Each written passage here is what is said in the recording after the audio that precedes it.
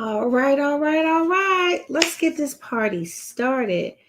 Happy Monday. It is time for us to get back into the conversation. And tonight we are talking about taxes.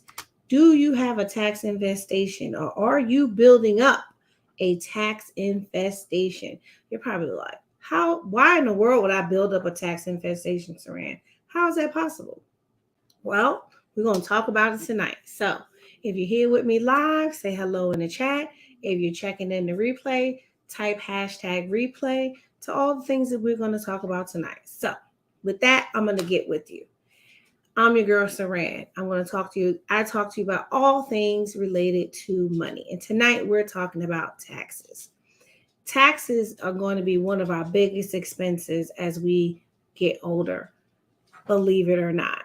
But the thing is that we have to tax plan, not tax prep.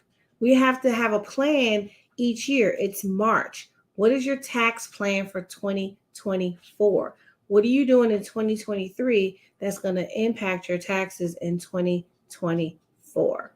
So, with that, before we go any further, I always like to drop a little love on you because we have to remember that we are loved and we are worthy and we are worthy of abundance. So this week's weekly money manifestation is I am worthy and deserving of financial abundance. I am worthy and deserving of financial abundance. And I'm going to put it in the chat for you. I am worthy and deserving of financial abundance. Put that in your phone. Remember it this week. Say it to yourself 10 times. Put it up on your mirror in the morning. Say it to yourself every day because the words we speak will be the thing that we create in our lives. So let's get into these taxes. The big thing I want you to know about taxes is that we get to decide how much we pay. And you're probably like, how do I get to decide how much I pay? You do. You have to plan. So when I talk about tax infestations, one of the ways that we are building up a tax infestation is typically in our retirement accounts or our future money because we're socking funds away to get ready for the future. And what we're doing is potentially building up this bigger tax bill with a larger amount of money. I'm going to ask you a quick question. Hey, Sherelle, yes, you are worthy of and deserving of financial abundance. The question is this. If I gave you the option to pay taxes on the seed or the harvest of what you're doing. So let's say we're in farming. I'm from New York, so I'm not good at farming, but I'm gonna give you an example. So if I gave you a bucket of corn seed and said, hey, you get to plant this seed, the harvest is all yours. Or you'll have to pay taxes on it. Do you want to pay tax on the seed or the harvest? Most people in their right minds will say, well, I want to just go ahead and pay taxes on the seed because the harvest could be 10, 12, 15, 100 times what the seed is giving because I have the opportunity to grow it. Well, what we are all doing and what we've all been taught to do is really to pay tax on the harvest. And you're like, who taught us that? Well, everyone teaches us that. When we start planning for retirement and we start contributing to our tax deferred accounts and leaving out accounts that are you've already paid taxes on, then what you're doing is you're building up a future tax bill, right? And I have clients at all ends of the spectrum. I have clients in the federal government who they've put $1 million, $1.5 million into their TSP, but they put it in there all before taxes because what they did was they took the tax break that year because they give you a small tax break for contributing before tax. Well, now they've accumulated $1.5 million that they have to now pay 25 to 30% tax on, or the ordinary income tax, whatever the ordinary income tax bracket is. They have to pay that tax. And that's when you see a tax infestation. If I ask someone who's going into retirement or in what we call the retirement red zone, and that's when you're within about 5 to 7 years of retirement, right? That's the red zone where you really don't want to lose any money and you really want to accumulate as much money as you still can while you're still working full time, right? And they're in the red zone. I said, well, do you want to how do you want to receive your retirement funds? Do you want to receive it after tax or before tax? And they're like, oh, I want it after tax. And when we start to look at what they've been building up the last 30 or 40 years, they've built up a retirement plan or retirement income that they're going to receive on a taxable basis every year they take a distribution. And so that's what I mean when I entitled this, Do You Have a Tax Infestation? That's because that's the question I ask people all the time is how do you want to pay your taxes? It may not always feel good to pay taxes today, but it may be a good idea because I ask people this question from time to time. And the question is, do you think taxes are going to be higher or lower in the future? Do you think taxes are going to be higher or lower in the future? If you're watching live, tell me in the chat, just say higher or lower. If you're watching a replay, put hashtag replay, higher or lower. Do you think taxes are going to be higher or lower in the future? And so the thing is that what the normal response I get from people is, I think they're going to be higher. And so if you think taxes are going to be higher in the future, does it make sense to delay paying taxes to the future? And if your response to that is no, but then you're delaying taxes to the future, then I think there's a disconnect in the communication between you and your financial planner or strategist or whomever you're working with to do your help you with your finance. Hopefully you're working with someone. If you're doing it on your own, there's a disconnect. Because the thing is that if you say that taxes are going to be higher in the future, and you say it doesn't make sense to delay taxes to the future, and you're delaying them to the future, then what you're doing is creating your own tax infestation. And I use that word infestation on purpose because I want you to feel the negative impact of it. Because if everything you're doing now, you're still going to have all this income tax when you go into retirement, and you're going to have all those what I call sneaky taxes. And you're like, what's a sneaky tax? Well, you're going to pay, if you smoke, cigarette tax. You use gas, you're going to pay gas tax. You have a cell phone, there's a cell phone tax. There's a utility tax. There's food tax, depending on what states you live in. There's all these other sneaky little taxes that get added to what it is that we're doing after we've paid income tax, to the point where our real effective tax rate is probably like 40 to 45%, or $40 or $45 of every $100 that you make. And so when you think about it that way, because when you start aggregating all the taxes, the income tax, the cigarette tax, the gas tax, the utility tax, the tax on your cell phone, the tax on your internet, all the things that we get taxed on, even if it's just an additional 1% or 0.5% or 0.2%, it still adds up to that amount of money that you're going to pay in taxes, right? And because taxes, one of the things, and you may or may not be familiar with, he's one of the professionals in the tax industry. His name is Ed Slott, Edslott.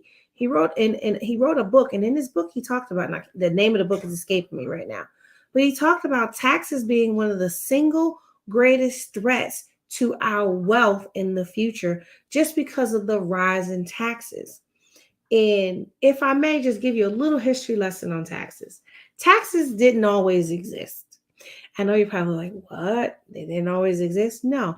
Taxes started in the early 1900s. And I know that sounds like a far away land because we're in 2023, but really it's only about 123 years ago, 120 plus years ago, taxes started. And you can Google this, effective tax rates in the United States, historical effective tax rates in the United States. And what it's going to give you is going to give you a table, and click on images. It'll give you the images of what the effective tax rates are. There was a point in time where the effective tax rate for the highest income earners, and I'm not talking this, not just the super wealthy, because they run businesses and they find different ways to move things around, but the income earner, someone making $100,000 to $200,000 a year, the effective tax rate was 90%. 90%. Let that sink in. In some instances, it was 60%. And again, and this is before all the little sneaky little taxes, 60%. And so one of the things that came out of the 60s and 70s, the tax era, was taxes had to be lower. And that's when the 401k and all those things were created, because they knew, they at that point they were fighting so hard for taxes to be lower. They knew that in the future when they retire, taxes would be lower. So in the 60s, if I'm planning for retirement, then I'm planning that taxes are going to be lower in the 90s. Well, taxes were lower in the 90s. The late 80s to early 90s, taxes got into the lowest brackets that we had seen historically because of Reaganomics. And I grew up in the 80s, so all I knew was Ronald Reagan was the president, right? I didn't know about all his his tax policies, but I do now as a financial professional. And during that time frame, he was able to get those tax rates down.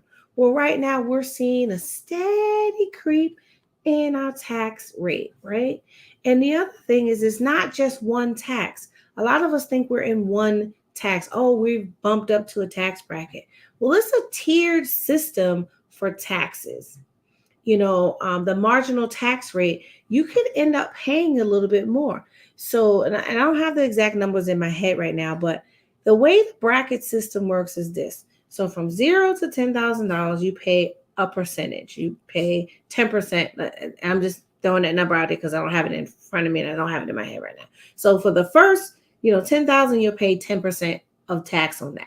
Then the next 11,000 to 25,000 or whatever the number is, you're going to pay 15%, whatever that is.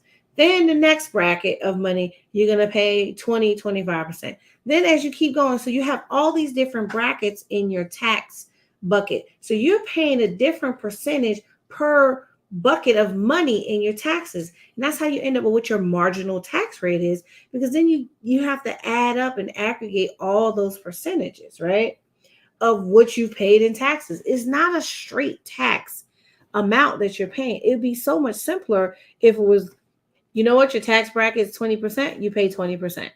Your tax bracket is 30%, you pay 30%. But it doesn't work that way. And I'll try to see if I can get an image, because I have an image in my head that I have saved somewhere where I can show you how the brackets work. But the brackets really are the thing that make the taxes go a little bit higher. And so when we're talking about planning for retirement or planning for anything long term, right? You may be one of those people who say, I love what I do, I'm never retiring. But you always want to have money set aside, because we don't know what life will bring if we need to stop working for things outside of our control. So you want to accumulate money, right? And the thing is there's about 4 different ways to do it.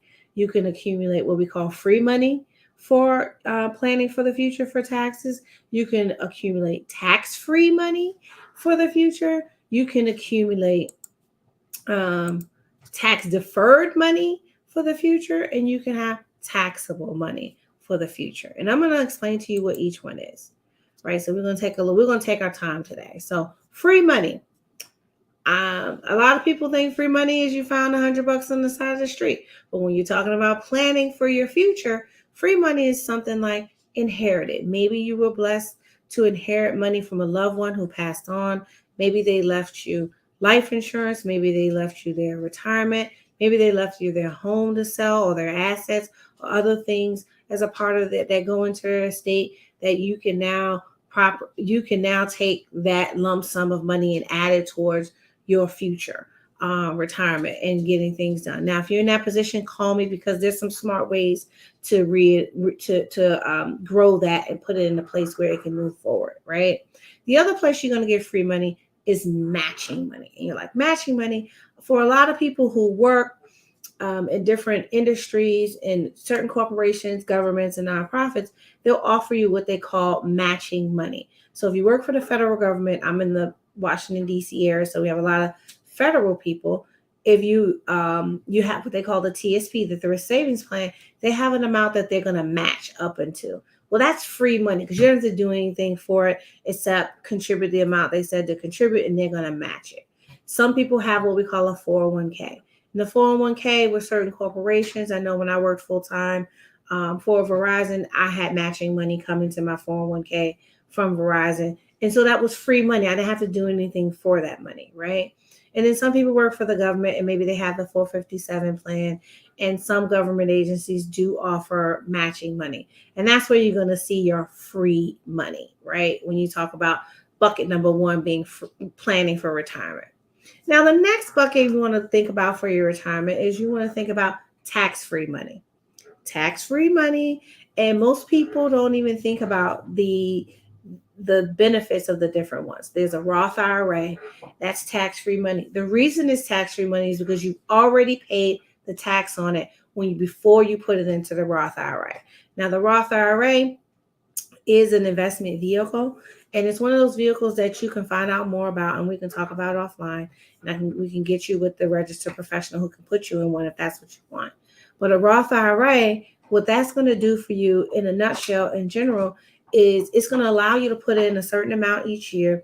I think the number's bumped up to like between 7,500 and 9,500. I don't have the number in my head, but there's an income limit. So you can't make over a certain amount of money. I think the last time I looked was like 175,000 for an individual, maybe 200,000 for a family. Don't quote me on those numbers. But there, because the numbers change, right? So you can only contribute but so much. And so if you're planning for retirement and you can't put more than $10,000 into this vehicle, then how are you ever going to get to your $1 million in tax-free retirement? The other option is what we call life insurance cash value. It's often an overlooked area for retirement because once you put money into a life insurance policy, of course, there's a cost of insurance because you have the benefit of having your money do multiple things for you. But once it goes into something like a cash value life insurance policy, it is not taxable income and it is tax-free. So you never have to pay tax on it again. It has some other benefits like competitive rate of return, considering it's not an investment vehicle, but it does have a savings component where you will gain some interest. It will accumulate tax-free, so there's no additional tax attached to it as long as it's structured in a way that it doesn't accumulate tax. There are ways to structure it where you would need to pay tax, but that's a different story. In most states, it's credit protected, meaning nobody can come after it if you did something you weren't supposed to do. And it's not tied to the stock market. So it's a risk-free place. For a lot of people who are concerned about banks, I have a lot of clients calling me now who are concerned about what's going on with the banks. And we're shifting a portion of their cash that they're saving into cash value assets, cash value life insurance assets, because it's a form of income protection. It's somewhere where you can put your money and it will be protected. It's not tied to the banking system at all. And it's a safe place where many people, even during the Great Depression, the first one, the Great Depression in the 20s, people were able to stay solvent because they had protected their assets using cash value life insurance. And it has strong guarantees. And of course, because it's life insurance, it has all these other like really dope life insurance benefits, like living benefits, if you have any type of illnesses. It also has a death benefit. It just has so many different legs to it that it will be one of those things that you want to make sure you incorporate into your retirement plan because it has the tax-free space. Then the other one, the third one that I mentioned, tax deferred money. Many of us have annuities is a way to do tax deferred. Now, annuities also have a way where you can do it in a Roth format where you're doing money that's already been taxed. But in this example that we're talking about today, we're really just talking about you're deferring the taxes for the future. The great part about annuities, it has features where you can set it up after you contribute to where it can be set up for what we call a lifetime benefit rider or a guaranteed income rider, where you'll be guaranteed a certain amount of income for your life, depending on how you're structured. Now, that number that you're guaranteed is different depending on how much money you place into it, but it is guaranteed. So you can set it up to where you're guaranteed $500 a month for the rest of your life. Or you can set it up where you get $5,000 a month for the rest of your life. It all depends on what kind of money you place into the annuity to get started and how you're contributing to it and when you gain access to it. Now, the other places that we put money in tax deferred, you're more familiar with these. These are called tax qualified plans, such as your 401ks, your TSPs, your 403bs, your regular IRAs, your 457s. Those are what we call tax qualified plans, where most people are contributing before tax. Now, a lot of these plans do, depending on where you work and how it's structured, may have the option for you to contribute after tax. It may be an option for you to start doing some more after tax activities. But again, you want to consult with your financial professional, because this is information for you to get with a professional to help you make a decision, not for you to make a decision based on this video, but things for you to think about, because we have to move forward with integrity with our money and making sure that we've protected it in a way that it can last us for a long time. But again, your tax qualified plans are tax deferred, meaning your tax is coming in the future. And if you get a chance and you look at that chart on the effective tax rates since taxes became, in the 1900s, you'll see we really did hit 90%.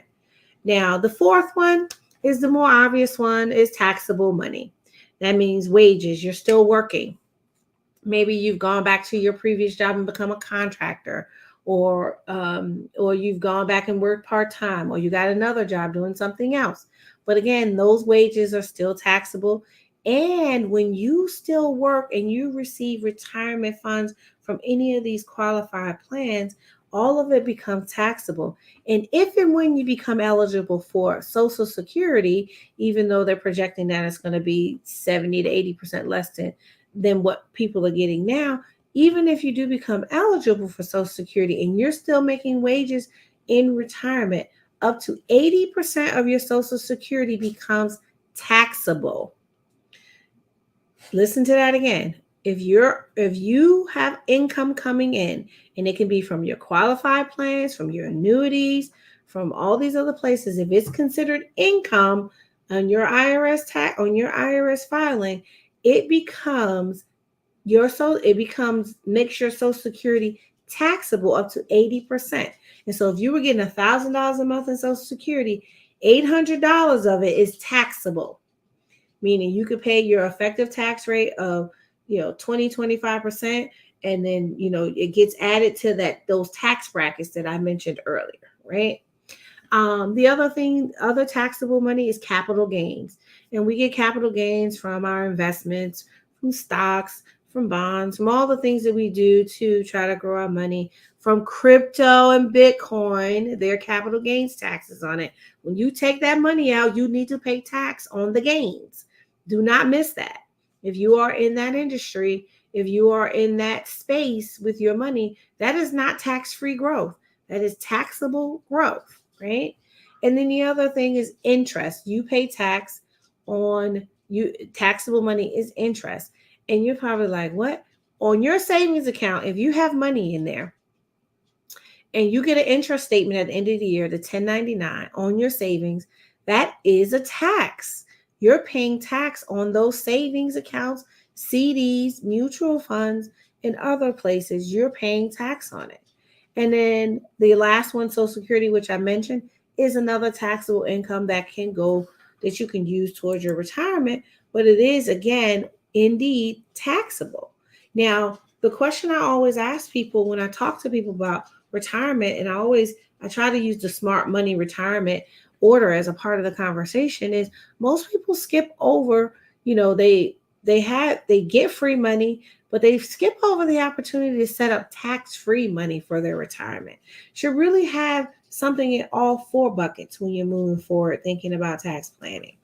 But that's a discussion for another day. So hopefully this was very helpful to you in thinking about, do you have a tax infestation, or will you have a tax infestation? Because what we do today really matters 30 years from now. And so we have to really think about it. I laugh because I shared with my niece the other day how decisions I made at age 12 have affected my life well into my 30s. Go with the 30s. Well into the age that I am now, right? At 12, I made decisions that have impacted me now. At 30, you're going to make decisions that are going to impact you at 60. At 40, you're going to make decisions that are impacting you when you're 70 and 80 years old. And so it's good that you have these conversations and get into a place where you're thinking about and working with professionals to get you to be able to maximize each one of these, especially planning for the tax-free money in the future. So that's all I have for you tonight. I'll be back again next week. Next week, we're going to talk about banks. We're going to talk about how the banks work. I needed a little bit more time to pull my conversation together for that. But we're going to talk about banks because a bank is a business. And we need to make sure that you understand that. And you need to determine how your banking business is happening and whether you need to figure out a way to become a bank for yourself as well, because the important thing that we do is when we know where our money's going, we control our money. We have to tell our money where to go and what to do, and that way we stay in control. And so again, our money manifestation for the week is I am worthy and deserving of financial abundance. And so with that, I am done. So peace, love, and light. Let's get that money right. Talk to you next week.